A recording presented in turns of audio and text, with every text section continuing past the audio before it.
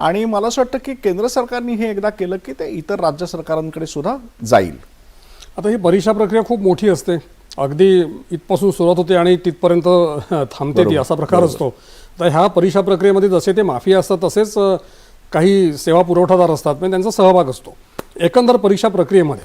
आणि परीक्षा केंद्र असतात, ज्या परीक्षा केंद्रांवरती परीक्षा होत असतात, या परीक्षा केंद्रांचे वरिष्ठ अधिकारी असतात.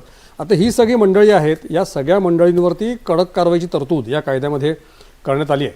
तर यामुळे काय म्हणताय, म्हणजे परीक्षा व्यवस्थेची जबाबदारी आणि उत्तरदायित्व एकंदर कसं वाढेल असं वाटतंय तुम्हाला? नाही, त्याच्यामध्ये काय आहे की आत्ताची जी परिस्थिती आहे त्याच्यामध्ये पेपर सेट करणारी जी मंडळी, पेपर काढणारी जी मंडळी आहेत, क्लास चालवणारी जी मंडळी आहेत आणि परीक्षा नियंत्रक ज्याला आपण म्हणतो ती सगळी आहेत, यांचं सगळ्यांचं साठवलोटं असल्याचं यावेळेला दिसून आलं. अनेकदा काय होतं की परीक्षेचे पेपर काढणारी मंडळी आणि क्लास चालवणारी मंडळी ही सुद्धा अनेकदा एकच असतात.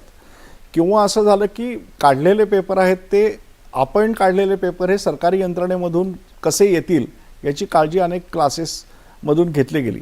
याच्यामध्ये दोन गोष्टी आहेत की पालकांनी आणि विद्यार्थ्यांनी सुद्धा या स्पर्धा परीक्षांना आवाजवी महत्त्व देता कामा नये. त्या परीक्षा द्याव्यात, पण त्या परीक्षांवरती सगळं आपलं आयुष्य पूर्ण अवलंबून आहे असं नसतं.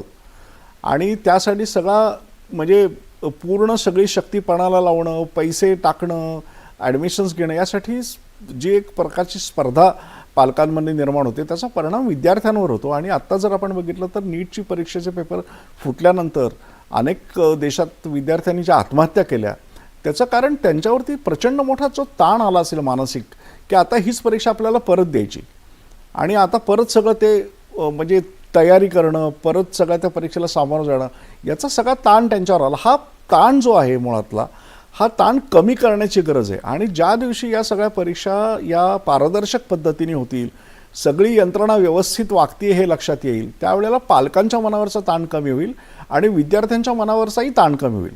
त्याच्यात दुसरा एक फायदा असा होईल की जो काही निकाल लागेल, जे काही आपल्याला गुण मिळतील ते आपल्या योग्यतेप्रमाणे मिळाले, त्याच्यात कोणतीही गडबड झालेली नाही किंवा त्याच्यात कोणताही भ्रष्टाचार झालेला नाही, असा विश्वास ज्या वेळेला पालकांना आणि विद्यार्थ्यांना मिळेल त्यावेळेला कमी मार्क मिळाले तरी विद्यार्थी आणि पालक ते ॲक्सेप्ट करतील. तर या सगळ्याचं जे मला असं वाटतं इंगित आहे ते ही सगळी परीक्षा पद्धती ही अधिकाधिक पारदर्शक, अधिकाधिक वेगवान आणि अधिकाधिक उत्तरदायी असं करणं आवश्यक आहे.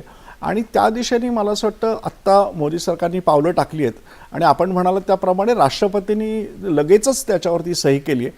त्याच्यामुळे मला वाटतं आता पुढे होणाऱ्या सगळ्या या परीक्षा ज्या आहेत त्या अधिक चांगल्या पद्धतीने होतील. अगदी म्हणजे जलद गतीने सगळ्या कारवाई आता घातलेल्या आहेत, होत आहेत असं म्हणा.